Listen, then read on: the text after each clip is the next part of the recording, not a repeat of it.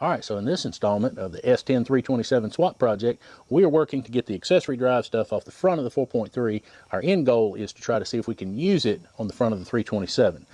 I haven't seen where anybody's done that, but I think it might work. Well, a little bit of an adaptation. So let's get into it.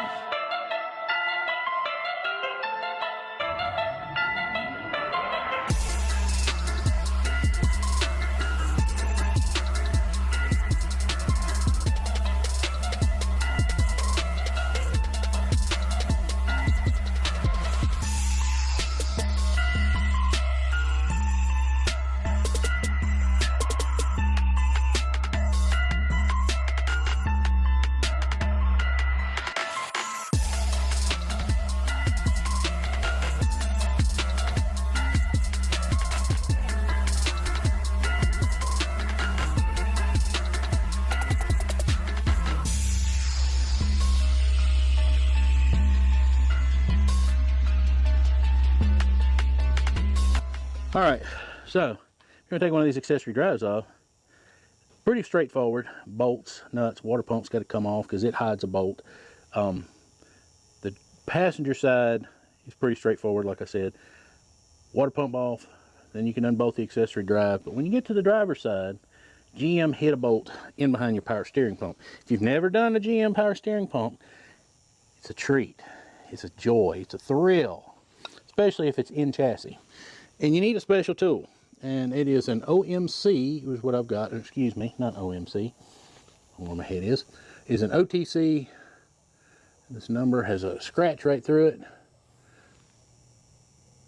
7185. OTC 7185. I don't know if that's still a good number, but that is what this tool is. And it is a specialty tool for removing GM style power steering pump pulleys. It works on other pulleys like this too. It's kind of a universal tool that OTC makes, but this is just simply a press fit gear, and you have to take a bolt and put up in here and a nut and a washer and pull this pulley back onto this pump when you get it back together. But anyway, I'm rambling. You take the pump off, and then you can access the one hiding bolt in behind it. There's also another little bracket. Don't know where it went to. Oh, it's still attached to it. There it is right there. But it attaches over here on this side to the exhaust manifold. Once you get it off, you can get it right out of the way. So let's see what else we can get into. All right, so we took the accessory drive stuff, and of course this is a layer model 350 block, and all this crap bolts right to this 350, and we're going to have to try to adapt it because the heads on the 327 aren't drilled. And I've got to be fearless and drill a head, and probably going to go into a water jacket. Not the end of the world, not optimal though. You can put sealant on it, seal it up, and you know it won't leak. But what we've been doing is like running wires to see, since this motor is about this much longer, what's going to fit, what's going to have to be adjusted. The alternator wire does reach, but it's about 6 inches short. Story of my life. Then you've got the AC compressor hookup wire. It's going to need to be extended. It's not quite long enough. It's going to be pulled tight. And now I've got this AC hose. I'm going to stick it on here and make sure it reaches the dryer. This, it goes like this. Goes, of course, to the line. I think it goes out to, yeah, this is the high pressure side. This will be going out to the evaporator out front. And if anything, it'll be moved closer. So I'm not too particularly worried about it. It's this one that I'm more concerned about than anything.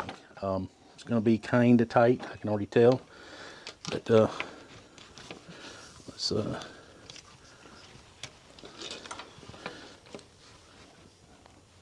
well, it looks like it's bent. Oops, sorry. There we go. That's a little better. I bent it too much.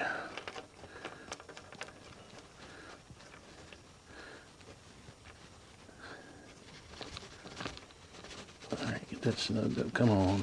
Sometime today'd be nice.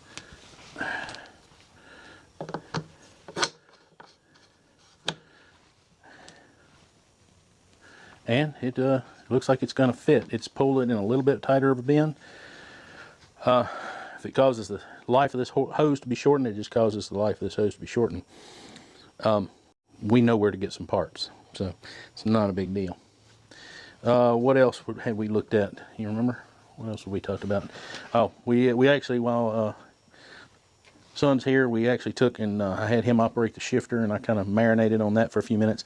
And I think I know how I'm going to try to bend that shift arm, not the arm, but the shift rod just a little bit, because it is just barely kissing the flange of the exhaust manifold. So I'm going to have to give it a little tweak to make it fit. Because we hadn't even got exhaust pipe on down there yet, and it's you know, it's already fighting for real estate. So, see, give us a couple more minutes here, and we're going to see what else we can come up with to do tonight. Okay, so we came over to the driver's side, and we got to looking at the power steering pump, and my son was kind of afraid that it wasn't going to fit. And in its current configuration, as it was on the 4.3, no, it would not.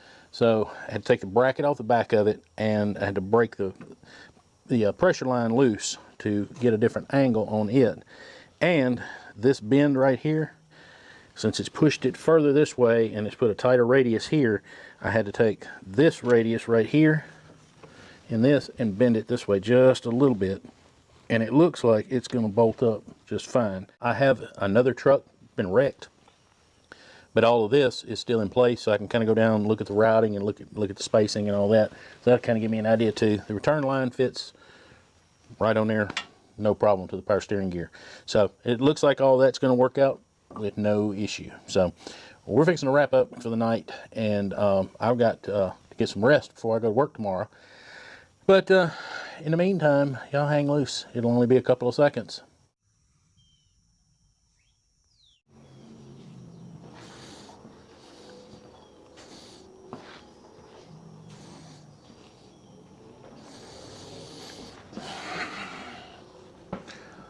All right, so we're back. Told you it'd only be a couple of seconds. This is an older, not an older, it's an old bracket that I had.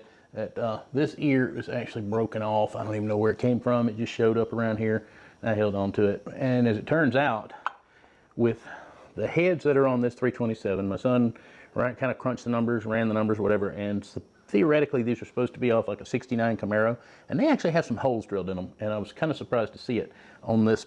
When the head is mounted on this left bank, driver's side bank, there are 3 holes drilled, and they're exactly the same as like on the 4.3. It's a standard bracket mounting, and you got the 2 mount holes here right beside the crank. Now, when the head is mounted on the passenger side, the right bank, it only has 1 hole drilled. And I got to looking at this bracket, and I've got it sitting here on my feet, and I'll show it to you in a second.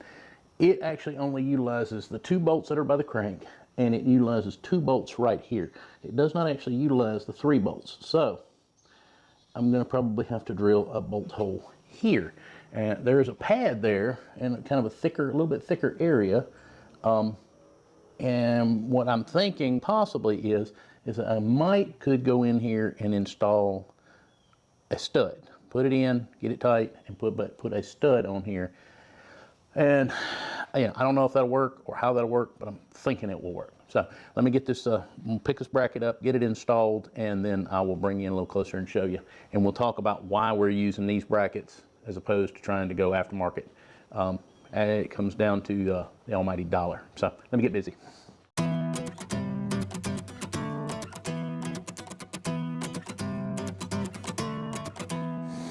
All right, so you can see the 2 mounts here. There's 1 here and 1 here, and you need to make sure you put sealant on this top bolt because it goes in and actually goes into or there's oil inside the engine for the push tube for the fuel pump. I'll say it here in a second. Take me a minute to get it out. Anyway, there are only 2 other bolts up here on top, and I'll bring you in close and let you see. And you can see them right down there.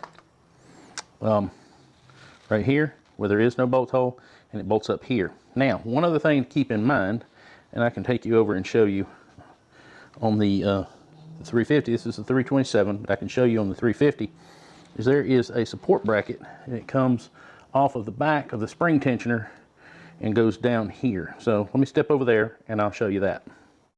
All right, so actually we're going to stop here on the 4.3. You can look down there and you see where there's a bolt right off of the intake. And it's these support brackets. One goes to the intake down there, and it comes up and supports this way, and one goes down there and supports up this way. So we can go in here and show you on this intake that we're going to use. I think it's going to work. There is a place, a boss right here, and I think, I could be wrong, but I think I can utilize that piece right there and come up to the back of that spring tensioner and use that rod to help stabilize the belt drive.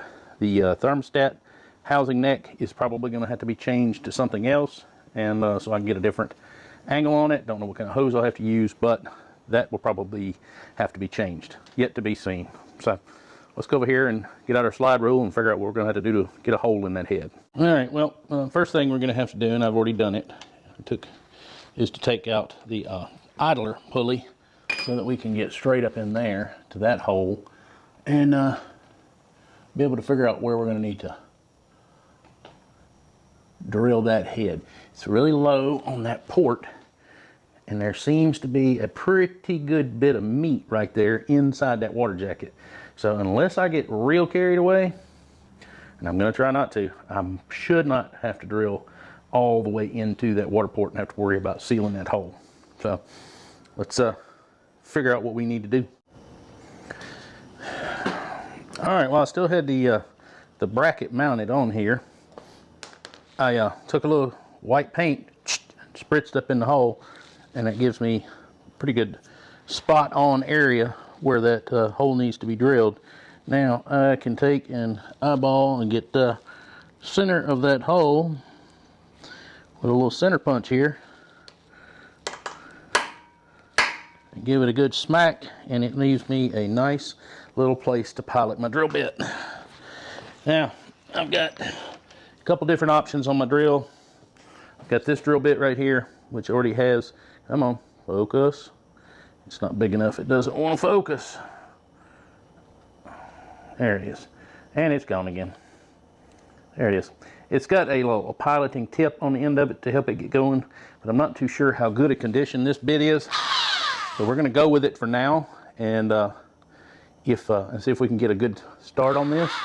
If it doesn't go like I want, then I've got some other bit options.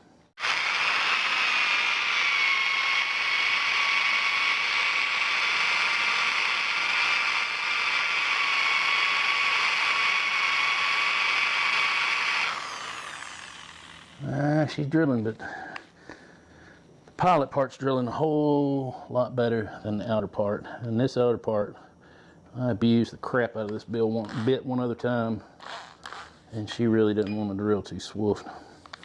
Just keep going. Probably need to go see if I can come up with some drilling oil.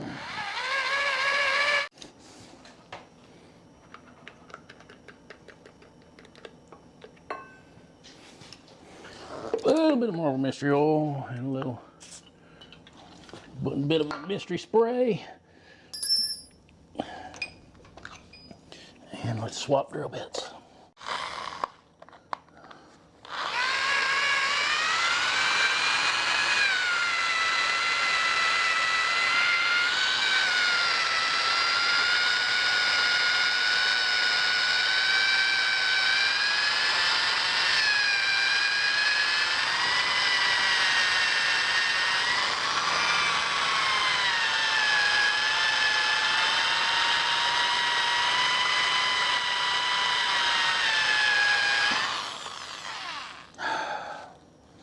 And yet again, another drill bit that's dead. All right, well, I took a different tact with drilling this hole, and I've got it about as deep as I want it. I have not drilled through, but what I did was I went over to my drill bits, and I did find that I had a brand new 1/4-inch drill bit. And it drilled the hole really nice, took my time with a lube. So we have a 1/4-inch hole there right now, and I'm fixing to upsize it to 5/16, and then we'll see how hard it's gonna be to tap. If it's going to be extremely hard to tap, I have an in-between bit between the 5/16 and the 3/8. So we're going to take this really slow, a little bit at a time, and try to make it work without damaging anything or making it harder to repair. So, well, we got the hole drilled out to a 5/16, and I've got a 3/8 by 16 tap right there. So we're going to see if we can get this 5/16 hole to tap out. If we have a bunch of trouble with that, I think I can go up a middle size from in between the 5/16 and 3/8 and get it to tap out. We're going to try this first.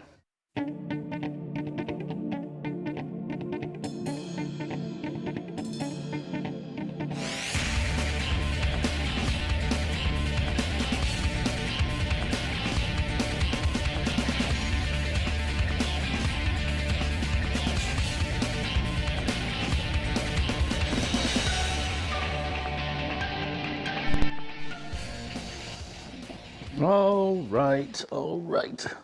So, hole is finished. We did not go all the way through. We did get enough thread.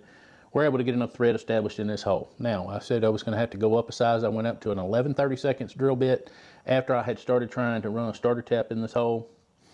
It got tight, and I was getting a little scared of the Harbor Freight taps. Took my time, didn't push it, but we did go up to the 11/32 drill bit and then finish tapping it. Honestly and truly, I probably need a bottoming tap so I can get, I feel like I could get threads just a little bit further down, but it's enough. It's doing its job. It works. So what I started thinking about was just putting a bolt in there and being done with it. Well, I got to looking on O'Reilly's at their website to see what they had in stock, and I came across this, and I'll put a graphic up there so you can get a better idea of what it is. That is an exhaust stud. It's actually a Dorman. Yeah, I hate Dorman, but their fasteners seem to be decent. This is an exhaust stud, okay? And it's got, I think it's what they said that this was a 1/2 inch thread engagement, and its overall length, I think it's 1 5/8, but it'll be there on screen, I think, in that graphic. But I can put it in there. It's got a hex end on this end, so it's 1/4 inch hex, and just take and put it in, install it, and just snug it up, get it in there good and tight, and it's not moving. And I used the flanged 3/8 by 16 nuts. Well, let me show you these real quick if you're not familiar with these. On these particular nuts, these are not just standard flanged nuts. These actually have, right here, you can see the serrations in it. Serrations serve to prevent this nut from backing off, especially seeing as how this is an aluminum bracket. It should dig right into it and keep it from backing off. So, put this nut back in the box. I have another one down here on the floor. And I think I spent a grand total of $7 and something for that stud and then the nuts. But I will show you where I boneheaded. When I drilled, I must have been off. It's these holes here. This is the one the stud goes in right here. And this is the one that goes here. I must have been off by just a smidgen, so I took my step bit and I actually had to open the back side of this hole up just a teensy little bit so that it would fit. I mean, it was, just barely off. So I needed to be a little more careful. And that's another benefit of using that stud. You just put it up there and you're not trying to fight it to get a bolt started. But let me find what I did with my bolts. There it is. All right. So you can just hang it up there. You go ahead and I'll get this bolt started.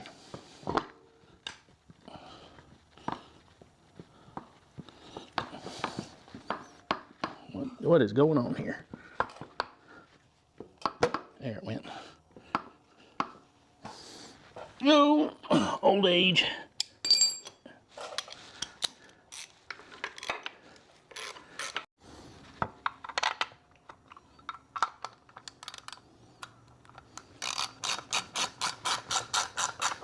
And stick a nut on.